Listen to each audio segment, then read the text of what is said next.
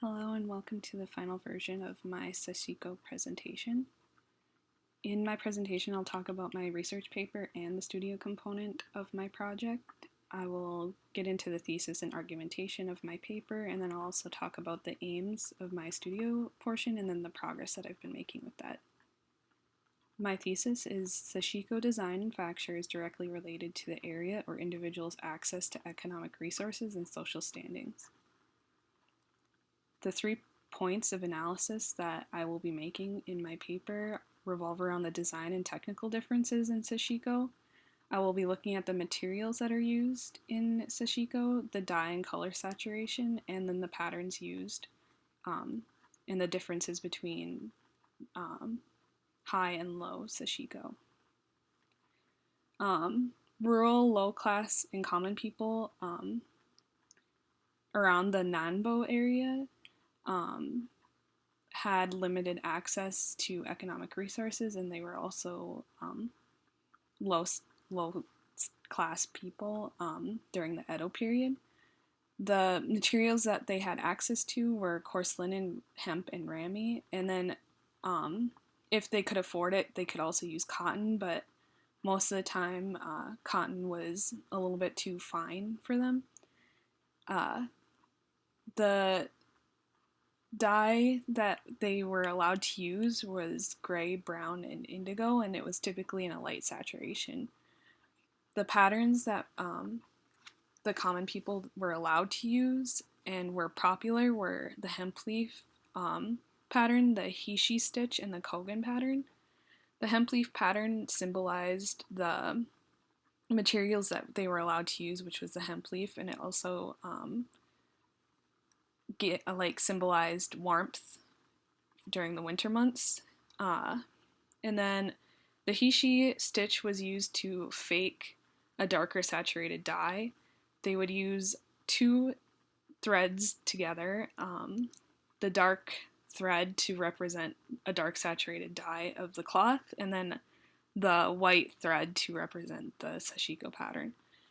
Kogan was also particularly important for women in low class situations because they were required to learn it before they were married off, and if you wanted to marry well, you would know how to do the kogan stitch effectively. So an example of low class or limited access Sashiko was the Sohiki Bonten sled hauling vest, and this was around the 19th century. It's an example from the Tohoku area, which was culturally and economically isolated from Edo, Kyoto, and Osaka, which were the major populated areas of the time. The isolation, along with the harsh climate, made it hard for them to cultivate any sort of income, and their harvests were pretty poor, so this left them to limited access in supplies. So this vest was made out of bast fibers, which is a combination of hemp and rami.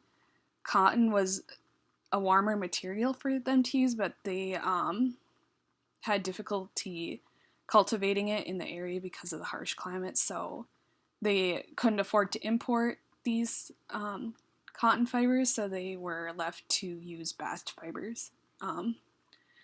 And then you can see the kogan pattern here, which was used to reinforce the areas that were damaged during working. So for urban, high-class, noble people, the materials that they were using were fine cotton and silk, and they were unrestricted for dyes, and they could use any colors they wanted, and it was typically dark in saturation, and this is typical in the Tsugaru area.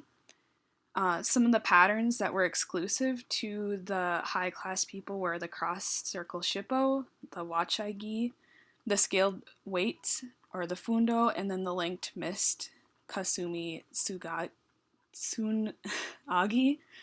The cross-shippo wachigai was explicitly forbidden for common people to use. Um, and it and then the scaled weights was a common pattern for feudal lords, and they often would cast gold in this shape as well. And then the linked mist was also popular around Imperial Japan. So, an example of a higher class, higher quality sashiko was the Emperor Shumu's Buddhist robe, Funzoe Keisa. I couldn't find a picture of the actual robe because it's in the Shosoin, the Imperial Repository in Nara, Japan. It belonged to the emperor around the time when he abdicated his role and became a monk. The robe was made out of a plain silk, and it was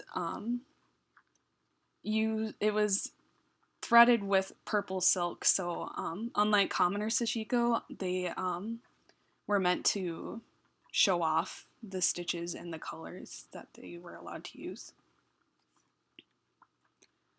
So the studio component for my project will combine sashiko techniques with knit garments, and I will use materials to demonstrate the differences that I argued in my thesis. So this is a picture of the dye that I use plus a side-by-side between synthetic and natural material. In the synthetic material, I used that in the mitten, and you can see that it didn't take to the dye as well because it's a lower quality material.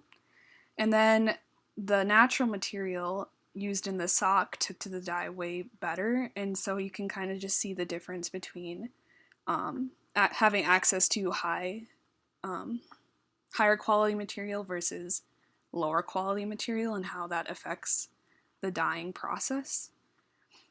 For each item, I'm going to use different patterns. For the mitten, or the low quality material, I will be using the hemp leaf pattern, and this symbolized warmth for people in Edo, Japan, and it was important to them because it represented the hemp plant, which was used in a lot of the things that they made. I think it was fitting to use the hemp leaf for the mitten because it does symbolize warmth and it's a winter item. For the socks, I wanted to use a pattern that represented a higher quality and higher status sashiko. So I chose the scaled weights, or the fundo.